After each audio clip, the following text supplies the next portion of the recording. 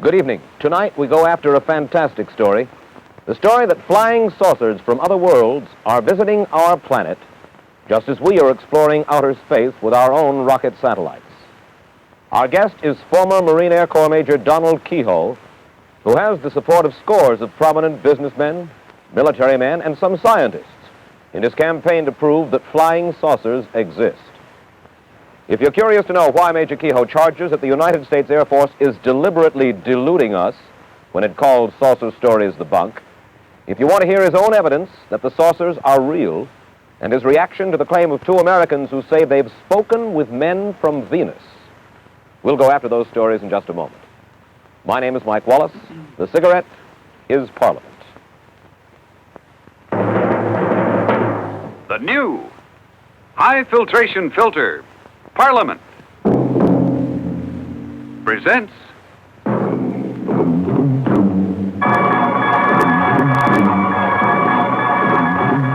the Mike Wallace Interview. We'll meet Major Keyhoe in just a minute. How does your cigarette stack up against other brands?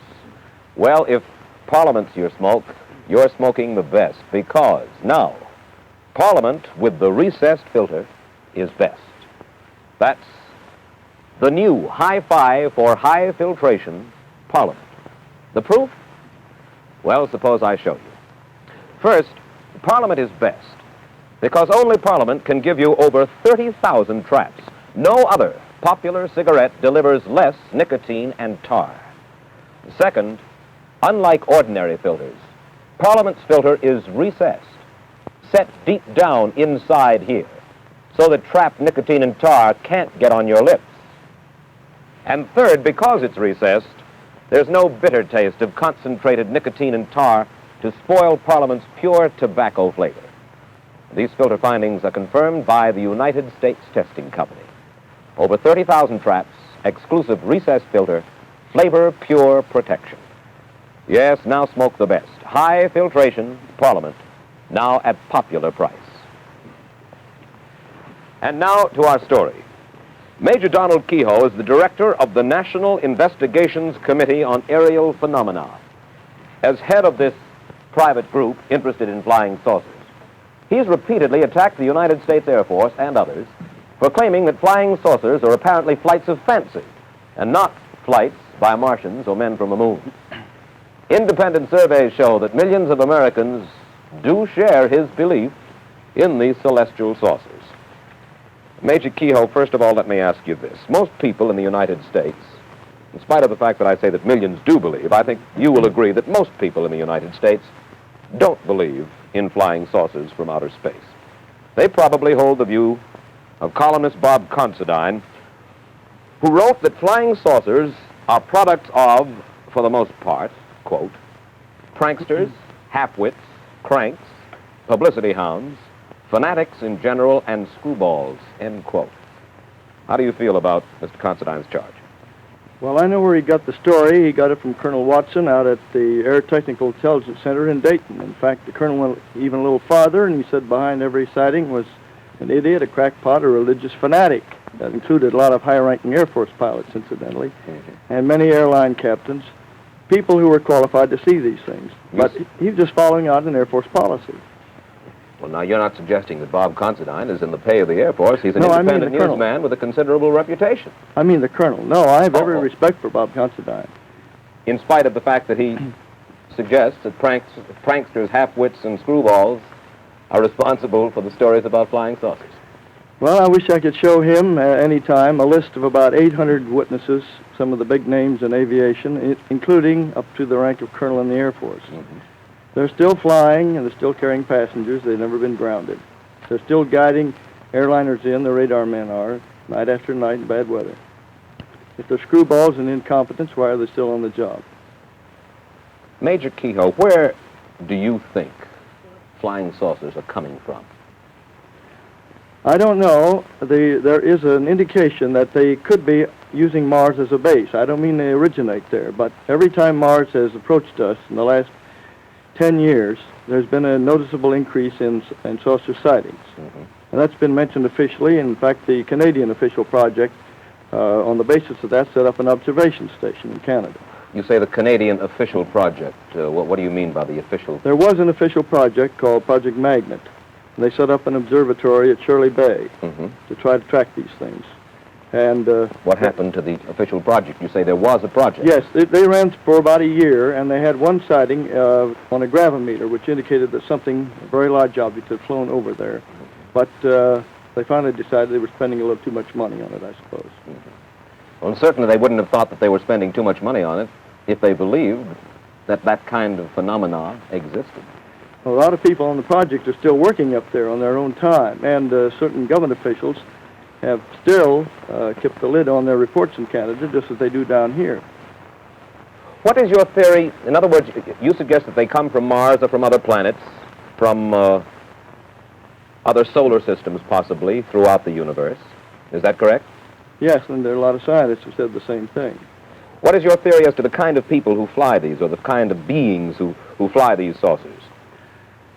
Well, that's speculation. Willie Lay said recently they'd be just like the man next door, the invaders from space, and his reasons may be good. But most of the top scientists have said that the odds are that beings from other worlds would not be like us. Some of them would be. Dr. Harlow Shapley, for instance, said that there probably were at least 100 million inhabited planets in the universe. And Menzel, who doesn't believe in saucers at all, says that he goes that high or even higher. And among those, they must be, by the law of averages, a certain number of planets that would be like the Earth. And if evolution started at the same time, why, you might have the same type of being. What do you think are the intentions of these people, for lack of a better name, of these people who are in these flying saucers? Well, there's been no evidence of any hostility. During the last 10 years, what we call the modern phase, there have been sightings before then. There have been some accidents, Air Force pilots chasing these things. Captain Mantell was killed chasing one in 48, and 2 pilots disappeared chasing one in 53 over Lake Superior. But I think those were just accidents. Just accidents. Why don't they try to communicate with us? What's your theory about that? Well, I'll follow some of the theories the Air Force people have said. They suggested to me back in 52 and 53, at which time we were cooperating. I had a lot of very good friends in the Air Force at that time. The policy was to give out the information. They were about to tell the people everything they had. And the theory was then that perhaps these beings were so much different from us that communication would be a very hard thing. They might not, for instance, have speech sounds like ours. That's one answer. Another thing, they might not be able to exist in our atmosphere. We're going to land on the moon. We'll have to wear spacesuits or else build air-conditioned buildings up there, air-pressured.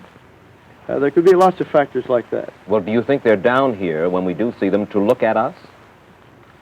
I think that it's probably a long-range survey. A long-range survey? That's right. And yet no attempt, as far as we know in any case, of communication with us.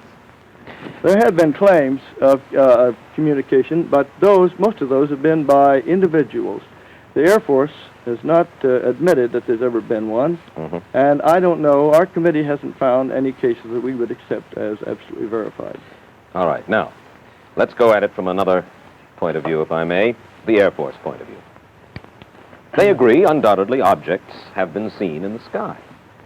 But the Air Force has said time and time again, and this is a quote from Richard Horner, Assistant Secretary of the Air Force for Research and Development. All but a small percentage of these reports of unidentified flying objects have been definitely attributed to natural phenomena that are neither mysterious nor dire, end quote. Weather balloons, mirages, ordinary sky phenomena like meteors, airplanes themselves. What about that? I'll answer that, but I'd like to make several points doing it. In 1947, the Air Technical Intelligence Center at Dayton, the top Air Force intelligence men and scientists under contract, sent a secret document to the commanding general of the Air Force saying that whatever these things were, they were real. In 1948, ATIC, the same group, sent a top secret estimate to the commanding general, Hoyt Vandenberg, said these were interplanetary spaceships. In 1952, there was an intelligence analysis of the maneuvers of these things, as seen by radar, triangulation, radar photographs, and in 53, the Central Intelligence Agency and the Air Force had a special panel of scientists meet at the Pentagon. to tell him what to do. And after they got through, this group said, you don't have proof that these things exist, not scientific proof, but you have a very strong circumstantial case. We suggest you quadruple the investigation, set up special observation posts, in the meantime, release everything you've got to the American people. Now, you've got 4 documents there that they've been sitting on all this time. Now, and they have been spending a lot of money investigating flying saucers. If they don't exist, why the money? Why did the intelligence teams rush out every time there's a sighting? Now then, you have mentioned 4 documents that you claim exist. We've heard in the past that you have claimed that these documents existed. We've seen your literature in which you talk about the existence of those documents. So we spoke with the Air Technical Intelligence Center at the Pentagon earlier this week, and this is what we were told officially by them. 3 of the 4 documents Major Keyhoe refers to simply do not exist. The 4th document does exist. You can have a copy of it, Mr. Wallace, and you can see that it doesn't say what Major Keyhoe claims it says. We have a copy of it, and I quote to you from the copy. The Air Force document says just this. The panel recommends that the national security agencies take immediate steps to strip the UFOs of the special status they have been given and the aura of mystery they have unfortunately acquired. We suggest an integrated program designed to reassure the public of the total lack of evidence of inimical forces behind the phenomena. And again, as I point out, Secretary Horner says it simply ain't so. Now, why? The point really at issue here, it would seem, Major Keyhoe, is this. Why do you believe that the Air Force says that nothing is going on? Why do you believe that it's a fairly serious charge that I know you make. it is. You make the charge that the United States government is withholding from the people of the United States certain very important information. Why? What would their motive be for withholding that kind of information from us? Well, I'll answer that, but I would also like to show you some proof that they are withholding it. The reason that was given to me when they were working with me back in 52 and 53 was, first, that they were afraid of hysteria.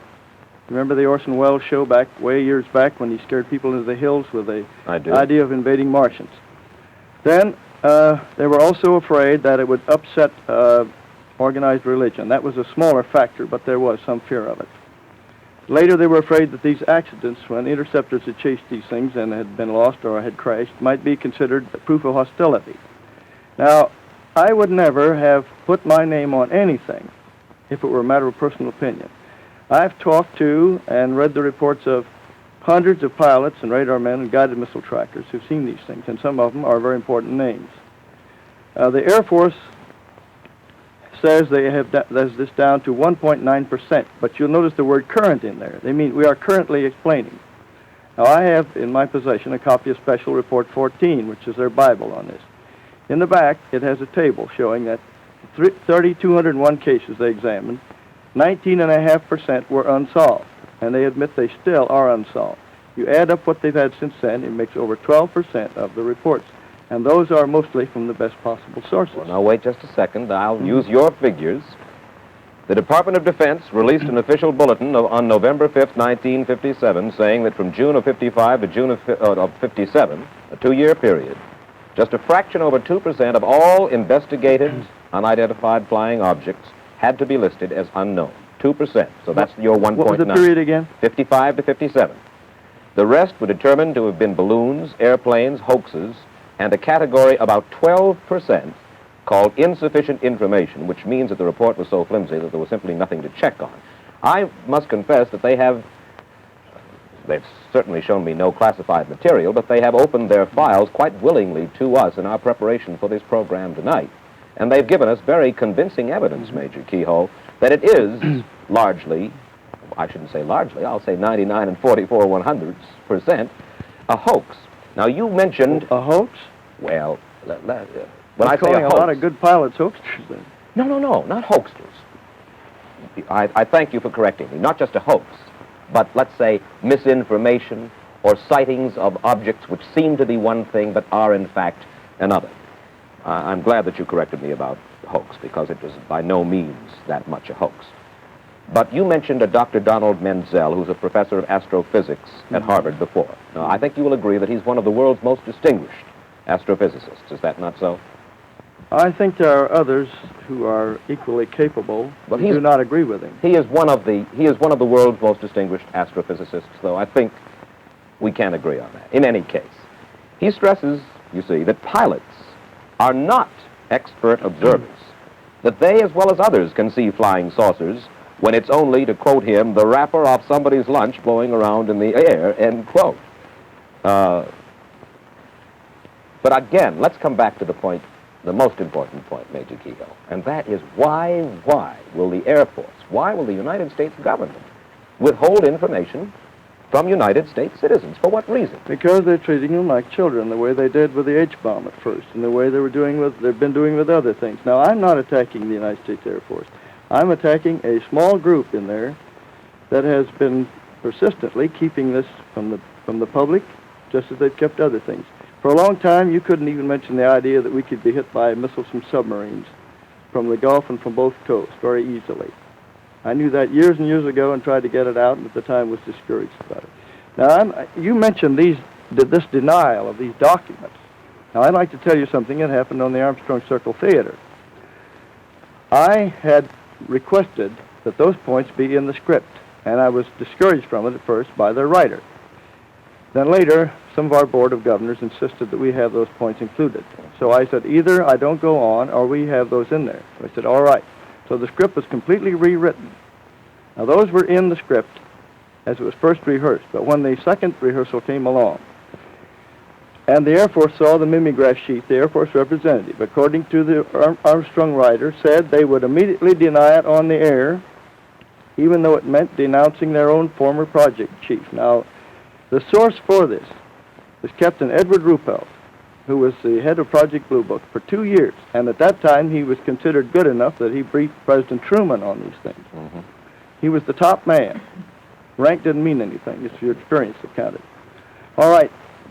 He says these things existed. He put it in the book, which was cleared by Security and Review in the Air Force. On December 5th, 1955, that was cleared. It's in his book. He's never been hauled in and court-martialed.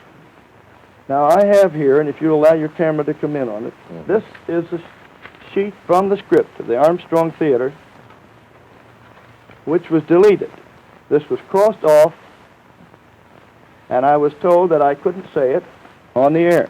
Mm-hmm. Now, that was censorship by intimidation. This can be matched up with the other sheets from the Armstrong Circle script, and any typewriter expert will show you. Well, I'm certain they ordered it taken out. I'm certain that people believe you. The only thing is that the next morning I distinctly remember reading a report by you, Major Keyhoe, to the effect that no censorship, no pressure of any kind had been put upon you. I'm sorry, Mr. Wallace. I know that statement almost by heart. Yes. I said that CBS and the Armstrong people were not to blame for cutting me off the air when I tried to mention the fact that a Senate committee was working on the secrecy angle.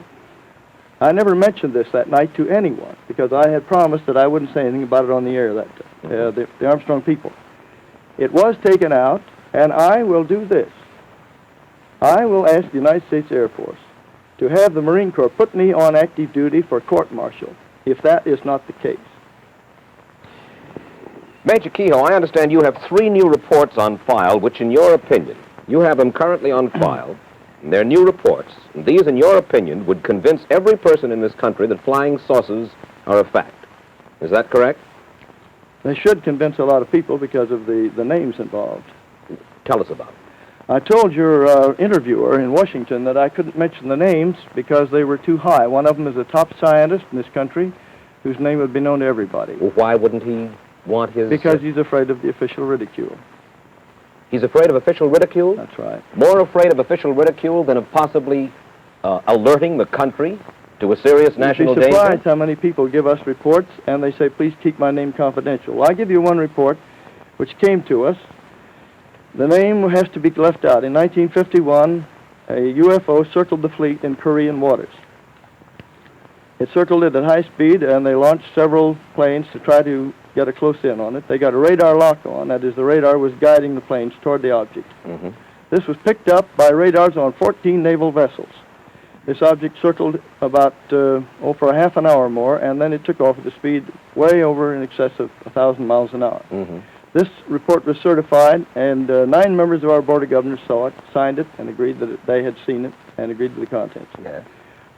There is another report that just came in from 4 top missile designers or engineers at one of the big plants in this country.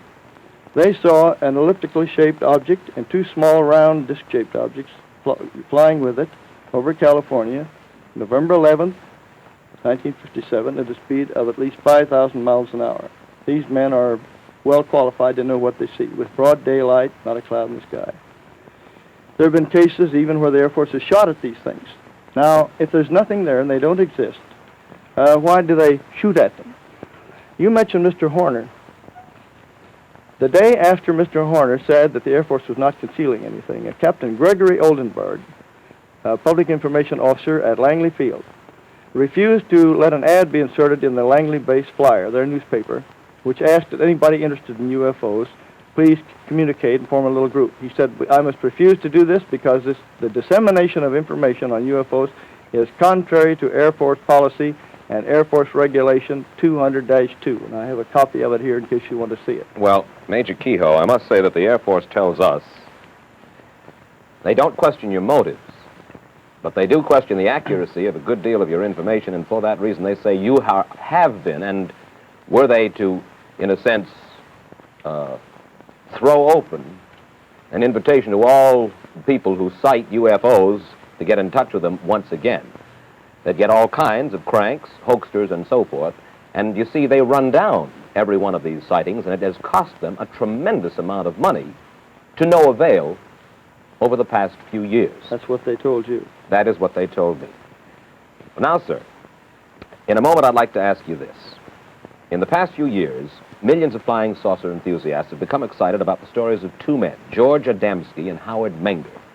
Both of them claim to have seen flying saucers. Mm-hmm. Menger claims to have been given a ride in one by some creatures from Venus. Adamski says he's chatted with a man from Venus in the California desert. I'd like to get your reaction to those stories, and we'll get Major Keyhoe's reaction in just 60 seconds. The first filter cigarette in the world that meets the standards of the United States Testing Company. Parliament, with a new high-filtration filter. Here are the facts. And this is the cigarette. Parliament. Proved. In Parliament, over 30,000 traps. The most effective filtering material in a cigarette today. No other popular cigarette delivers less tar and nicotine. Proved in Parliament, the exclusive recessed filter holds trapped tar and nicotine away from your lips. There's no leakage from filter to mouth. Proved in Parliament, the most complete filtering action in cigarette history. And the flavor story is simple. More expensive tobaccos bring you the friendly satisfaction that cigarettes were invented for. All filtering findings you have seen and heard are certified true by the world's leading independent research laboratories. Parliament, now for the first time at popular price. Why don't you try Parliament yourself? All right, Major, about George Adamski and Howard Menger, both men claim to have talked with men from Venus. Menger claims that he's even taken a ride on a flying saucer. Do you believe them? No. You think they are hoaxers? We do not accept any reports of these so-called contactees without more evidence. We've asked them to submit their claims and take lie detector tests. We don't throw them out. We simply say we'll give you a fair chance. I think that's the least important part of the picture. The most important part is the weight of evidence from hundreds of competent people. And I'd like to name a few. Captain Richard Case, American Airlines. Captain C.S. Childs, Eastern Airlines. Captain T. Kravitz, TWA. Robert Dickus, TWA. Colonel Donald J. Blakesley, U.S. Air Force, a wing commander. Mm-hmm. I could go down the list of people who know what they're doing, and they're still on duty, they're still flying. Major Keyhoe, what would you like to see done about flying saucers that is not currently being done? What steps would you like to see taken? I think the American people should write to their congressman and insist that open hearings be held by the Senate Committee on the Permanent Committee on Government Operations, which has been looking into this for 6 months. An Air Force spokesman told us this last week. He said members of the Senate subcommittee have talked with us already, and they have shown no interest in conducting any hearings on this issue. I talked with the chief investigator within the last 2 weeks. I gave him a lot of information, and I gave him data on one case where an airliner was sent to chase one of these things, and the passengers kept in ignorance of it at that time. That involves 2 government agencies beside the Air Force, which has refused to release the report. Mm-hmm. And I'll say this: if the committee were to get Ruppelt, Major Fournet, several colonels who were on that time, Major General Garland, who was on the project, there would be a big revelation, because the Air Force is simply treating the American people like children. They don't trust them with the facts. You know, here is an interesting question, Major. The United States and Russia have started sending satellites into the sky, and we may be hitting the moon with a rocket soon, possibly Mars. You believe that creatures from outer space have space stations on Mars. What's going to happen when we start firing rockets at the moon or at Mars? That question's already been brought up. We expect to have a base on the moon within the next 5 years. It's possible that there is a base on there. I don't say there was any proof of it. Is it possible we're going to start an interplanetary war when we start sending our rockets to the moon and to Mars? In 1955, General Douglas MacArthur said the next war would be an interplanetary war, and we'd have to unite against people from other planets. One last question, Major Keyhoe. Have you ever seen a flying saucer? I've seen them tracked on radar, but I take the word of about 800 of the best witnesses in this country and abroad. But you yourself have never seen a flying saucer? I've just been a reporter, and a careful one. Thank you very much, Major Donald Keyhoe. As you've just heard, the flying saucer controversy is deadlocked in contradictory statements and interpretation of facts. As for Major Donald Keyhoe himself, like most of us, he's never seen a flying saucer, which may just make him like a mystic who's never seen a ghost. But one must give him credit. He has much faith. In a moment, I'll bring you a rundown on next week's guest, one of the giants of the entertainment business. Tonight, this very minute, right now, Parliament with the recessed filter is best. Best in everything that counts. And here's why.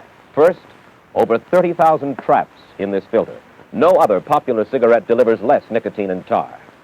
Second, unlike every other filter, Parliament's filter is recessed. It's set deep down inside here, so that trapped nicotine and tar can't get on your lips. And third, because it's recessed, there's no bitter taste of concentrated nicotine and tar to spoil Parliament's pure tobacco flavor. These filter findings are confirmed by the United States Testing Company. Smoke the best. High filtration Parliament, now at popular price. Next week, we go after the story of a giant in show business. You see him behind me now. He's Oscar Hammerstein II, who's collaborated on some 40 musicals, including the Rodgers and Hammerstein classics Oklahoma, Carousel, The King and I, and South Pacific, the last of which is soon to be released as a Hollywood film. If you're curious to hear Oscar Hammerstein talk about the changing face of show business, about the suggestion that his books and lyrics are naive and stickily sentimental, and if you want to hear Oscar Hammerstein discuss the controversial social and political beliefs that shape his stage work, we'll go after those stories next week. Till then, for Parliament, Mike Wallace reminding you to help keep the Red Cross on the job for us. Give generously. Good night. The Mike Wallace interview has been brought to you by the new High Filtration Parliament. Parliament, now for the first time at popular price.